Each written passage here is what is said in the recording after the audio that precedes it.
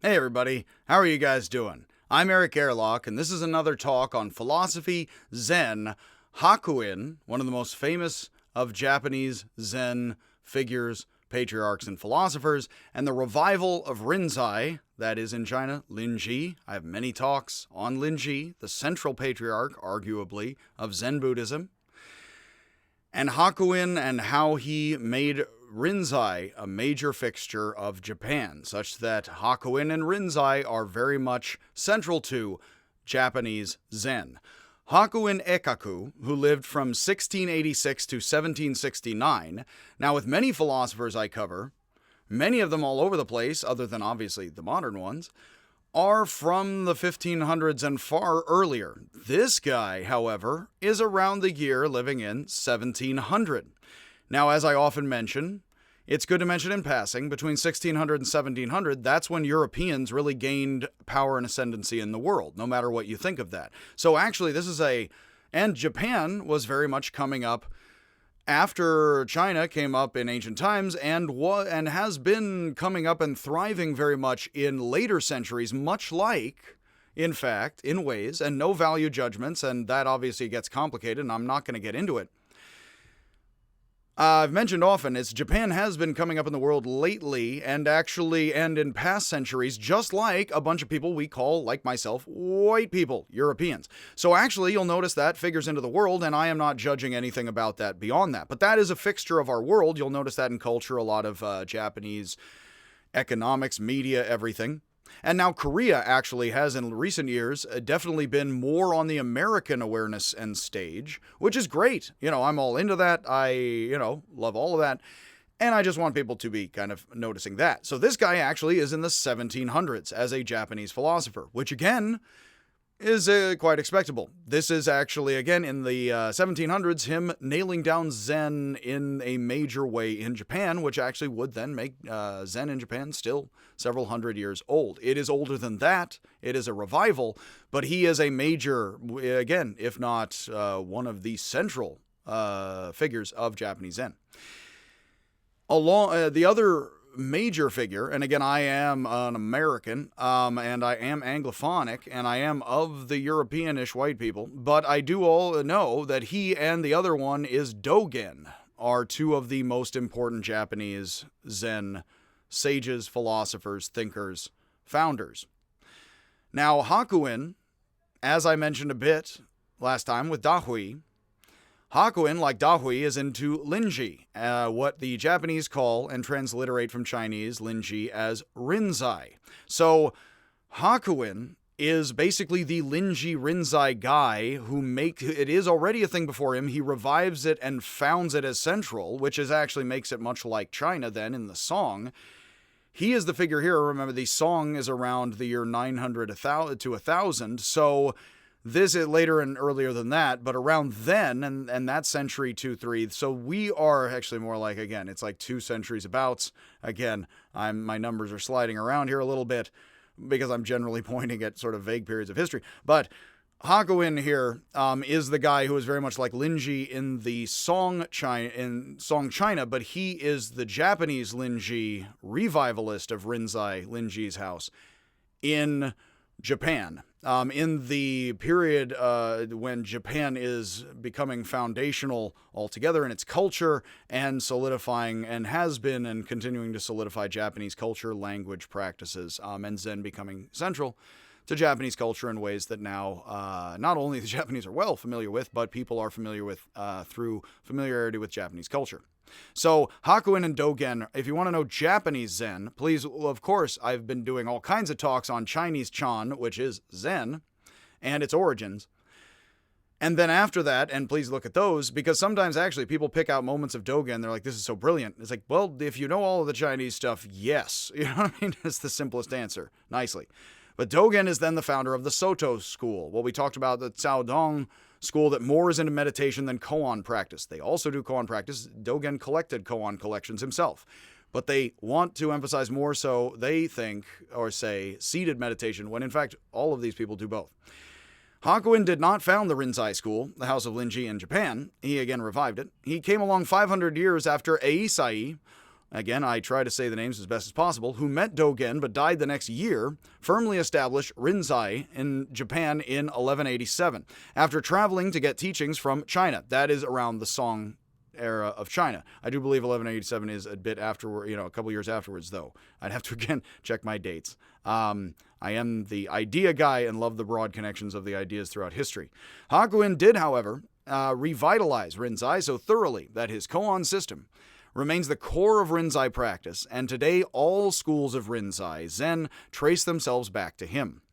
He was also an accomplished artist, producing many classic paintings and works of calligraphy. I have constantly, and I love for Wittgenstein, and for Wittgenstein, I really have to say Buddhism and Zen fit very well with his thought experiments. And what does the sound of one hand clapping does, I mention it all the time, but he also has paintings of blind men on a slippery log bridge. How does that feel? How dare you? It's an amazing set of works, and it's actually really good for teaching people how meaning and thought work from a Wittgensteinian perspective. How do you know these people are blind on the log bridge? And it fits it right together with Zen. What's going on is people are trying to have you watch simple pieces of mind. Let's call it that. They're not exactly discrete, completely separable pieces, but somehow you understand blind men on a log bridge. How does your mind do that? It's very Wittgenstein, it's very Zen, and Hakuin is famous not only for the sound of one hand clapping. Again, I mentioned I don't know of how much that existed before him, but then again, he is kind of the founder. I think it must have been something in Japanese here, and then he is a major founder of that, but he is, again, possibly creating some of these things. Again, that gets a little blurry around the patriarch sometimes, and even how it is explicitly written down is sort of how scholarship proceeds, usually nowadays with a bit of suspicion. A bit of hermeneutics of it. And then he also is the guy who's what's the sound of a tree in the forest falling when there is no one to hear it, sound of one hand clapping, tree falling in the forest, and then he also is the blind men on the log bridge and a bunch of other stuff. So he is actually, when people, Americans especially, or the Western white European world hear about Zen, and then also if Middle Eastern people, Africans, others are into Zen, Black Americans, everyone, etc., in various traditions of culture, countercultures, and thought, they are very much thinking of Hakuin and Japanese Zen. Again, we know it by the Japanese name Zen, so Hakuin is kind of the guy who comes up with some of the simple, most famous pieces you are most familiar with if you have ever heard anything about Zen. I really like the Chinese precedents and patriarchs and how it all works together. Obviously, there's probably, again, there's record of some amazing women, and there isn't much record of them. Yes, but then through these amazing patriarchs, there then is Hakuin. And Hakuin is doing much of the pieces that we would then say, wow, that's Zen as I've heard it a bit before and don't know it so much. And do they? Or try to? How much do you have to know Zen, really? Come on. So, Hakuin revitalized Rinzai, Linji, popular Song China, Zen, how we have it today, very much. And he is the guy who paints and doesn't paint the sound of one hand clapping and the blind men on the log bridge. Rinzai received enthusiastic support from the rising samurai class of the Kamakura period, from 1185 to 1313. By the way, I try to pronounce Indian and Japanese and other names. It is the tendency of, I believe, English, but also Romance languages to say Kamakura, to say Kamakura. I totally screwed that up. 1-2-1-2. What you actually kind of do is you're supposed to put emphasis on each of the syllables equally. I've actually found you can kind of fake it by putting it on the third to last. And it does actually work that way. I don't think I did it right there. Like instead of syllable, it's syllable would be that. Syllable would actually be the normal way. Again, Romance language might pronounce it. So instead of Kamakura, and you can find words like this in Japanese and in a lot of Indian stuff. And I just try to fake it as best I can. You're supposed to pronounce it more like Kamakura, which is more like emphasis on each syllable. But the thing is, to a person who's, like myself, conditioned to hear it as 1-2-1-2, it actually sounds like you're putting it third to last, like Kamakura. But that actually makes you and kind of forces you to say it more like it is. And I've had Japanese students who tell me I don't do it absolutely horribly, but of course I'm sure none of them would ever tell me that, you know what I mean, that I'm doing it horribly anyway, and I'm sure I am. So you know what I mean. A bit better, baby steps onto the bus. Yes, what about Bob? So basically, Eisai, who is before Hakuin, is founding a new branch in Japan. It's parallel with the House of Linji's earlier popularity with local warlords of China in the period between the Tang and the Song. And again, human patterns of history, they do recur, never the same twice, and thus we do and don't learn from history each time. A warring states period once again produces support of new, irreverent, and divergent points of view, which was not invisible to scholars of China and Japan of the time. Then in the following Muromachi, notice not Muromachi, but Muromachi period, 1336 to 1573, and each of these Japanese words might be individually different, which means I'm probably, screwing specifically this or that up as my cat is attacking I believe it's the Quetzal bird. And he totally has been tearing it down, huh? It's the robbers in the countryside, I'm attempting to be the emperor. You can listen to this, you can still listen to my voice. I'm trying to rob in the countryside. I am steadily defeating the robbers, and now the Quetzal faces down the cat. Buddy, come here, you. Come here. No, actually, you know what? I'll leave you, and I'll take the Quetzal. How about that? We'll do that. Yes, that's the path of least resistance, because this thing is, as of yet, not sentient. It resembles animal, and yet not is self-moving. It's really not Aristotle, nor does it need to be. So, essentially, I'm going to have to put this. He's looking at me and this, like, and where are you about to put that? Yeah.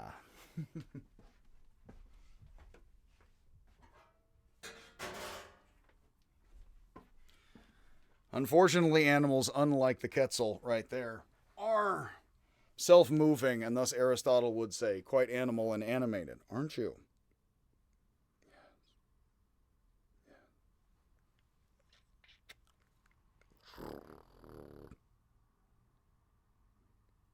I'm trying to get him to do anything into the mic, and of course he is quite zen, yes? Which is how he animates himself. So, and of course, do any of us need to lift our leg above our leg or move, they say, unmoved mover?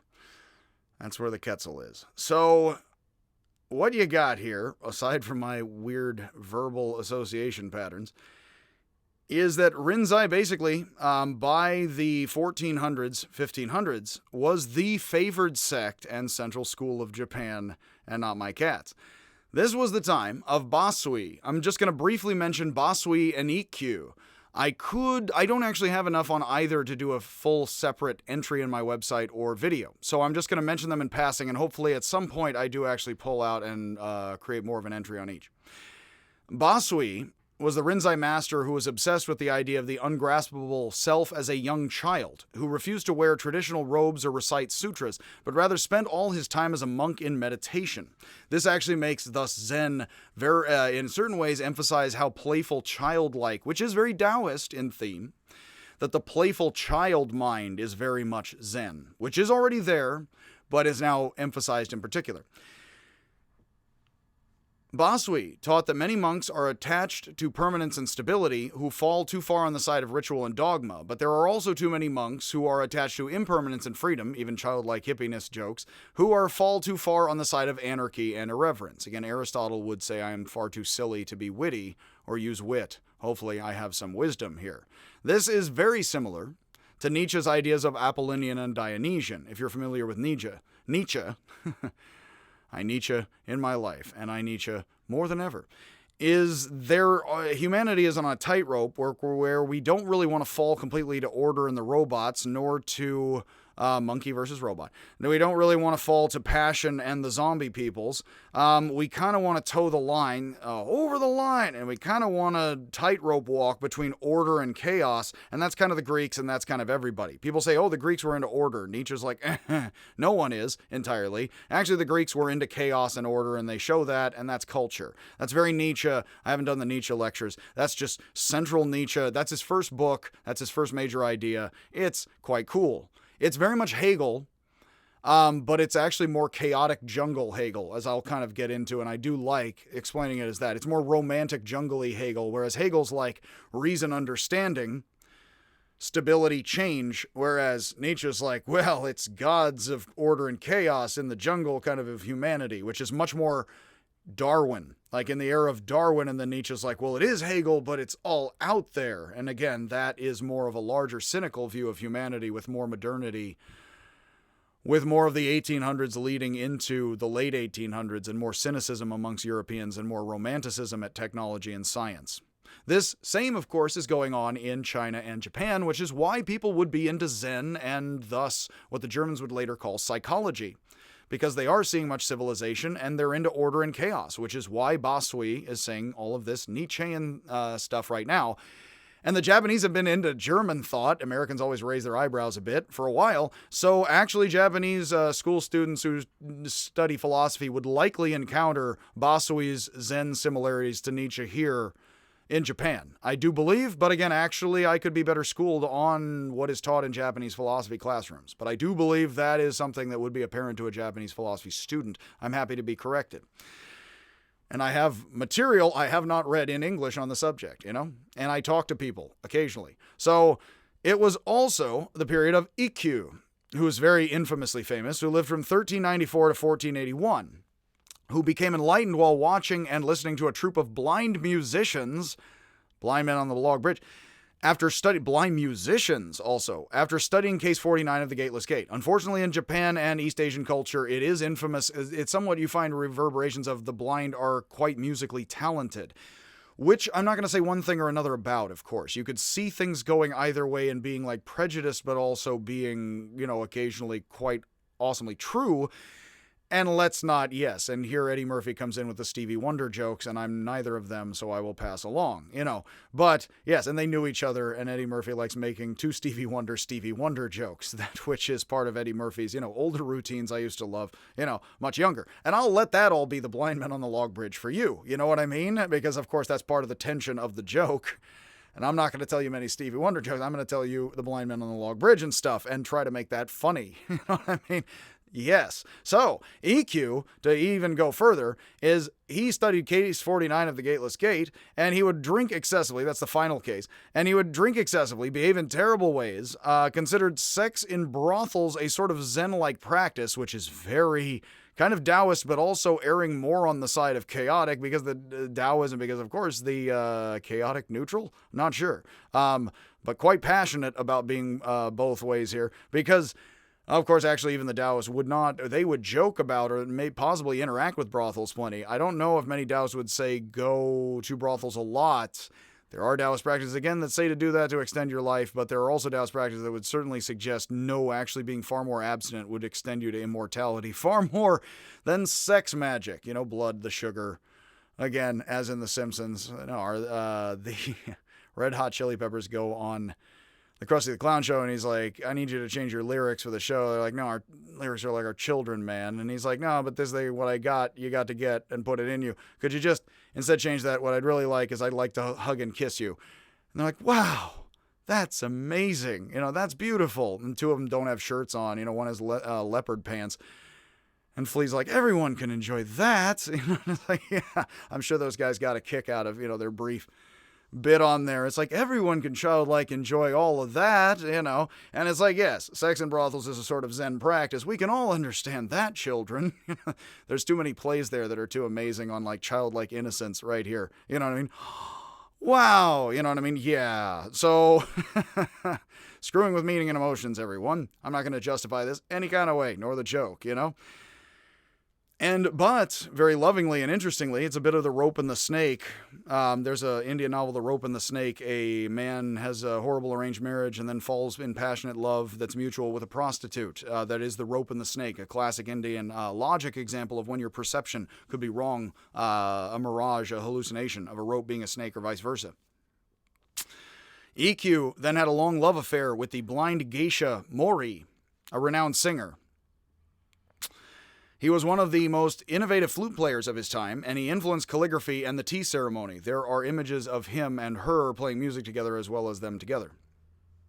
And of course, it is the Zen guy and the geisha and/or woman of the later evening. Again, as the Taoists say, the Japanese would know, is the fish prefer to swim a bit where the water is a bit murky, like my language. and the language and practices of Zen people slapping you full on across the face. It's a bit subtle and hard to discern. In the Tokugawa period, from 600 to 1868, and I am, again, you can tell with my fumbling of dates and checking of the notes, not the Japanese historian. Again, I am a white guy. In the Tokugawa period of Hakuin, Rinzai was in decline, which is why he traveled far and wide as a young monk seeking a teacher of authentic Zen, as Dogen did, contemplating Xiaoshuo's nothing, Joshu's wu, of mu, of the dog. Does a dog have Buddha nature? Sort of not, nope, not yes or no, but nope. And the dog, the first case of the gateless gate.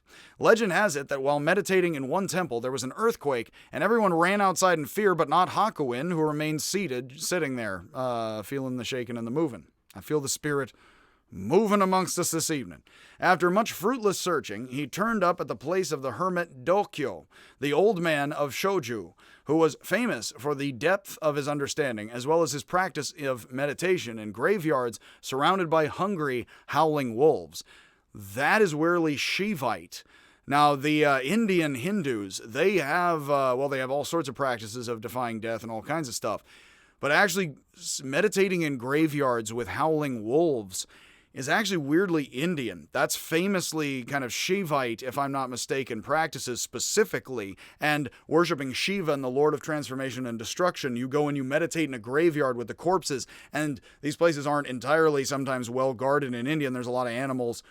Monkey gets your wallet, takes off on your, your scooter, stupid tourist vehicle thing, because intelligence. So, you're surrounded by hungry wolves kind of like circling you, waiting, seeing like, can I get to this guy, what not? And you're supposed to meditate there, hopefully, not get, but you're supposed to look death in the face thus, and meditate in a graveyard that's not so protected by wolves is like known to be a Shivite practice. So in fact, that is weirdly Japanese Zen either finding its way accidentally to, or very easily getting this practice from Buddhist texts and other texts, and finding its way, via text I'm unaware of, or word of mouth I'm unaware of, perhaps did not get written down and isn't recorded, but I would not know, that's very much Shaivite Hindu meditation, not even Buddhist of India, let alone Zen, I'm to understand. But of course, people are doing lots of this kind of stuff, just not that specifically is my knowledge. So Hakuin wrote what he thought was a superb verse to demonstrate his own understanding to Dokyo, the guy who is Shaivite, kind of some semi-Hindu, fully badass, who is also as Zen as he needs to be. Dokyo crumples up the verse written on paper and just tosses it without reading it. I'm not even going to bother to that. I don't need written text, which is very Huineng ripping up the sutras. Extends his hand to Hakuin and asks him, which Huineng was 1,000 years earlier, pretty much. Learning aside, in the empty hand, what have you seen? What do you see right here in the empty hand? Hakuin said, if I'd seen anything I could present to you, I'd cough it up. And he pretends to vomit into Dokyo's open hand. He pretends to, which is a very irreverent action. It's like, what have you seen? And of course, he is defying expectations somewhat. Instead of doing something reverent, he does something a bit Taoist, a bit Zen, a bit tricky. And he pretends to throw up into the guy's hand. I do have to mention here, as other tangents aside, Yoko Ono actually is famous for screaming at people. John Lennon was into Yoko Ono, and Yoko Ono still exists. And John Lennon doesn't. She was the underground, and still plenty, underground, or one of the originators of Fluxus performance art. And Fluxus performance art is very Bataille and very surreal inspired, where spitting things up, vomiting things, other practices feminist artists have performed that are quite interesting. I'm not going to describe to you, some involving eggs and performance art and other unpleasant things. So, essentially, yes, depending on your dietary restrictions, Hindu practices, Shaivite worships, these processes of magical, again, the easy bake coven of human meaning, human emotions, no matter how poker face male I am, and transformations all throughout the cosmos. That's sort of Hakuin sort of pukes or pretends to, maybe he's pretending to be anorexic. He pukes into Dokyo's somewhat hand. I guess that'd be more bulimic, wouldn't it? Forgive me. And Dokyo, of course, is supposed to then think this is an authentic kind of spit-up expression, very much Pollock, who's into Zen and communism, like splattering paint, which aren't entirely compatible, splattering paint on canvases a bunch in abstract minimalism, and very much Japanese performance art with punching paint and other things, and Yoko Ono screaming at people, which I do support and support the arts. So occasionally I scream at students all day long, but I won't do that right now. So Dokyo, possibly accepting the offer, it's unclear, visually, asked him, how do you understand Xiaoshuo's nothing? So he says, how do you understand in the first case of the gateless gate here, man? Hakuin confidently stated, in Xiaoshuo's nothing, there is nowhere to put your hands or feet. There is nowhere to get a complete handhold in the tree as the monkey. Dokyo reaches out, grabs Hakuin by the nose, that's very Mazu Baizang, gave it a twist, Mazu did to Baizang, laughed and said, I found somewhere to put my hands and feet. He doesn't say that hand. He even says, no, I'm putting my feet somewhere right now. And I'm actually putting my hand in your nose, pal. You know, you sound like a duck. It hasn't flown that much away. He probably is thinking of that example and drawing on it as he freely uses the pieces of it. Of course, what is actually going on now, you can constantly, in a lot of this Zen, you can see, things are absolutely where they are. Right here, look, here's a hand. Things aren't absolutely where they are. This hand will fly away of the dodo. And I have been mentioning in logic a lot lately, look where they cut off birth and death. I am into like trying to interpret, so there's the emperor, and then there's the robbers in the countryside and something, and like taking your attention span, thief. It's like, whoop, you know, it's over here. Hey, it's over, you know, that was screwing it up. Performance art, you know, it's over here. Whoa, aw, you know, it's like, it's how I'm fooling me. You know what I mean? I'm fooling you. It's great. So he's pretending to throw up that, you know, and other things like that, is that we're jerking people around in very obvious motions here. Not fully in ways we describe nor have rules for, but they are showing that they flow freely with the pieces and pivot freely is a very good Wittgensteinian way of understanding this. So then he pivots freely. What's happening is he's like, there's nowhere to put your hands and feet. The next thing you would probably do is, how can I find somewhere to put my hands and feet? Well, I already have my hands and feet right here, and so do you right where they are. And so he decides to throw in a little twist. He decides to use a bit of Mazu and a bit of the guy's nose. Be like, look at where all of, which is kind of even more funny if you think about, look at where both of my hands and both of my feet are as he goes chong, you know, to the guy's nose. Look at all of it. Oh, you're not looking at all of my hands and feet, are you? You're just noticing this one right here, aren't you? That would be, this is visual, this is audible, this is tactile. It's like, but which one are you seeing right now? Well, I'm going to point you here, I'm going to point you there, I'm going to use your nose, got your nose, you know. And that's very Zen with the moves of all of this. It's not explaining anything, it's pointing you to one thing or the other so you can simply see the differences, and that would be the only way you see mind, which is everything, but you see it in seeing the differences of the pieces next to each other in a way. It definitely seems more what they are doing, and that is logical or illogical, depending on how you use or frame it, in fact. It's again, did he win in argument or did he win in action? Which did he win in here? Mind or body? So Hakuin admits defeat. He basically is like, okay, you win, I'm an idiot. Now notice he was acting like a petulant child, like Basui, and then he says, oh, I didn't win in the vomit battle there. I didn't scream as good as Yoko Ono, so now I have to, okay, teach me. I submit. So Dokyo says, okay, I'm going to assign you other koans. Think about this, think about that. They interact back and forth in these ways. Asked why by Dokyo why he became a monk. Hakuin told him that when his devout Pure Land Buddhist mother took him to a sermon on the 8 hot hells, I always mention Dante may have gotten it a bit from China, he became terrified of hell as a child. So that means Buddhism would say there's 8 hot hells, there's other cold hells, here's what crimes. This is traditional Pure Land Buddhism religion. Think of the Catholic Church, you go in there as a kid, and they tell you, if you sin with your hand, there's a special hell for you sinning with your hand, Jimmy. And then if you sin with your foot, there's a special hell for sinning with your left foot. And you're like, oh no. And then just like a terrible Spunkmeyer film, many of which I do enjoy, but not all of it, yeesh. It's like you see a tongue, it's like, well, there's the organ of speech, and there's a special hell in heaven for the organ of the tongue and speech, and there's a special organ of hell for kind of beauty, and you're flayed alive if you are vain, because That'd be the outer rather than the, you know what I mean? Yes. So that's kind of the hells and heavens of Buddhism, whether or not you like or lump that all. And again, I'm not going to tell you what to believe in this life or the afterlife, am I? So Hakuin says, well, my traditional Buddhist, kind of Catholic Buddhist mother, forgive me, took me to a sermon one day, and the fire and brimstone, pastor, Protestant preacher now, minister, administering to the flock, says, well, this kind of sheep goes to this kind of pen, and this kind of sheep goes to this kind of specific pen, and there's 8 hot hells specifically, and details them as a lesson to get the community to not, sin with the hand or the tongue so much, as it were, which can have some social practice use, no matter what we think of it. Dokyo laughed and said, "You are such a self-centered little rascal, feeling about hell. That is very Rinzai." If you remember, Rinzai's major moment of enlightenment, please watch those talks on Rinzai. Rinzai, it keeps getting smacked with this stick o' compassion, or the master's staff, what have you, I may be confused.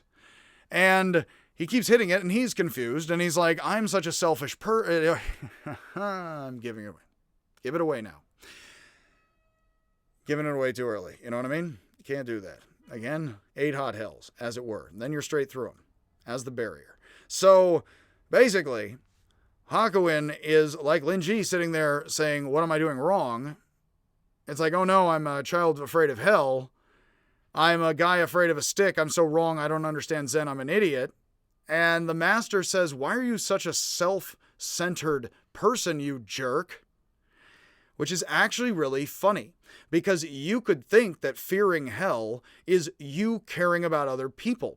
But if you're doing the right thing, and again, let me speak to the assistant manager of your dojo. Who is she? How could you? If you are trying to fear hell or seek the manager or something, all joking aside, and then back in with Zen and Taoism. If you're trying to fear hell, or you're fearing hell a lot, you're clearly worried about your own skin. If I tell you vain people are flayed alive in hell, you're probably worried more or less about that depending on how vain you are, yes? So if a child's sitting there, oh no, I'm afraid of screwing up in hell, it's like, wow, you worrying about screwing up is a very self-centered person, isn't it? Why don't you pay attention to others for a while, kid? Then you're not going to be so afraid of going to hell yourself. Now, think about the double meaning of that. It's kind of awesome. It's very Catholic, actually. And you can see this being a Christian teaching or a Buddhist teaching, fine. And then you can see people being very upset about it. As you see the Zen off the Pure Land here, they're being presented as 2 schools of Buddhism, like, say, something like traditional bishop versus liberal theologian, which is actually quite a thing in the Catholic Church plenty and has been for decades. Bishops tend to be more conservative. And for centuries, theologians would be a bit more out there with their interpretations compared to what the bishop is holding together in the pews. Yeah, with the sermons, of course. You'd expect, not always, but something often like that. Progressive conservative, something as cultural forms. This is a bit Hegel. So with him, it's like, oh, I'm so afraid of hell, I'm so afraid of hell. You could mistakenly be so thinking of yourself in hell all the time that you don't stop, look outside yourself, and realize, why am I worried about me screwing up all the time? That is not a ticket to screw up. You could say here, especially as they slap people, and then Rinzai slaps his master. Because you could easily confuse this here and think, so they mean I can just beat people up and love it and go home. No, they know that you're not really supposed to go around slapping people even as they slap people and think it's funny. He doesn't stab him, although again we had Gutei in the cut off finger, so let's again dance around all of these. Again, as I said, hopefully the 2 violent examples didn't really happen and are symbolic. Because technically all of these are Buddhist monks. You're not supposed to hurt anyone. You're not supposed to commit nonviolence ever. So all of these things stand out as symbolic. That definitely is what they're using them for, regardless of how horrible or wonderful all of this is. So when you are such a self-centered brat, notice, childlike. Awful child, good child. When we are good, be like a child. When we are bad, stop being like a whiny brat child. I say this often. Be like a child, don't be like a child. Both occur in philosophy often. Which is a nice paradox, water buffalo oxen kind of behavior thing. So to teach children, we behave better and worse on purpose to show them good and bad examples. That would be the balancing, by little oars are plied, that would be the balancing of the ship and the, all in the golden afternoon, and life is but a dream in a sailing ship. We steer, and we kind of balance a la Buddhism, and you are being way too unbalanced, fearing hell for yourself, why don't you wake up and fear about yourself and others in balance? If I'm afraid of myself or thinking I'm self-righteous, I am not in balance very much. And there's no rules to that other than developing slow, aware practice, which you can but need not do through meditation. After 8 months, thus, of studying several koans with Dokyo at one at a time, Hakuin considered himself to have received Dokyo's Dharma transmission, meaning I got enough of this, I got enough of the whole thing in the mind state, and left to complete his understanding on his own. After many more years of study, he experienced tremendous enlightenment, which he later taught came in 3 stages, so he is somewhat systematizing it, and then Japanese Zen Rinzai Buddhists follow very much this. Great doubt, great death, and great joy is what he says. First, he experienced a period of great anxiety. This actually does fit with Heidegger and German thought, and that would mean the Kyoto School and others are all over this. We're not going to get into that now, but they know how this fits with German philosophy and thus French existentialism, which is very hip, modern, and then on to postmodernism, which Jordan Peterson, who may still exist, fears. So first he experienced a period of great anxiety, followed by a period of stillness, followed by a return to life with an abundance of happiness and strength. He sought a teacher to confirm he had attained great awakening, Kensho, but found no teachers who had experienced great enlightenment, as he had himself, no one who could understand and confirm his understanding. He returned to a Shoinji temple, where he had first been ordained a monk and was made head priest, adopting the name Hakuin, concealed in white, is what the name means in Japanese, like mountains in a fog. Later, he had another great awakening while reading the Lotus Sutra, a text he had rejected as false in his younger years, realizing that the true meaning of enlightenment is found in the Bodhisattva path, which is actually him balancing out with his mother's traditional Buddhism, Pure Land, and getting a little bit. Pure Land Buddhism is very straight devotional to the Bodhisattva path, very Protestant-like, all faith in Jesus. You and I are sinful. 8 hells, hot. That's not even all of them, children. So like a fire and Baptist, preacher, he is bringing a bit of structure here and popularizing it, and he is also bringing in a bit of saints and sinners here, a bit of the hellfire. In doing things for others rather than for the self, Hakuin lectured on the Blue Cliff Record 14 times in the period of 30 years he was head priest, and said he got something new out of it every time. That's the kind of thing where if you had a time machine, kids, and if you understood Japanese, going to Hakuin's lectures on the Blue Cliff Record would be one of probably the all-time great philosophy experiences. It's like hearing Kojève's, if I'm pronouncing that at all correctly, lectures on Heidegger and German thought in France led to existentialism very much. It's like if you had, and those lectures are sort of there, but sort of not there, for people, and the notes and the experience and the talks. It's like, Hakuin's lectures on the Blue Cliff Record. It's like those would have been some of the all-time great moments to be there in philosophy, at least as far as I like French and, Japanese and Chinese thought and all of this. And some don't, but if you do like at all Buddhist thought or Zen, that would have been the place to be plenty, along with other spots, and in space and time, mortal and passing, along with the stream.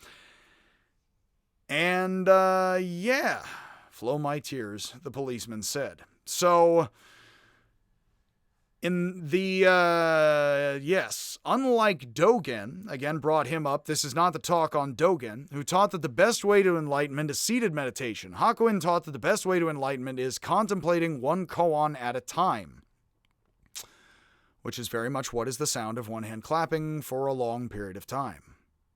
And over his years of teaching students, he created a system that Rinzai still uses today, of which koans to study first and latter. Later, neither.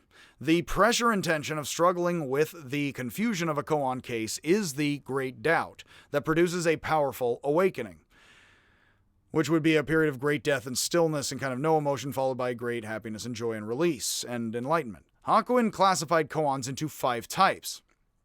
I'm going to mention these, and actually I will just fully confess, like a lot of Dogen, I haven't actually studied any of this stuff to my liking, but this is me laying out just the bare bones of the idea. And actually, of course, you can be into each idea as you like. These are ideas I have not yet figured much out to my liking, and I am figuring out particular ideas, and not particularly these ones, of course. But to lay these out here, first are koans, and I find this confusing, just to say, not to criticize, but I don't understand entirely why. It's sort of, I do have to criticize as a non-Buddhist, just tenderly.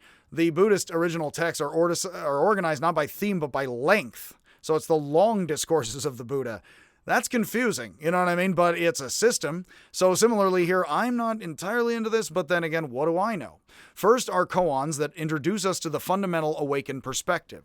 Second are koans that help us understand aspects of this awakened perspective. Third are koans that show how the old masters of the tradition understood things. Fourth are the difficult koans for cutting off attachment to how much awakening we have attained by this point, which is like, you've gotten so much Zen into you, now don't be attached to that.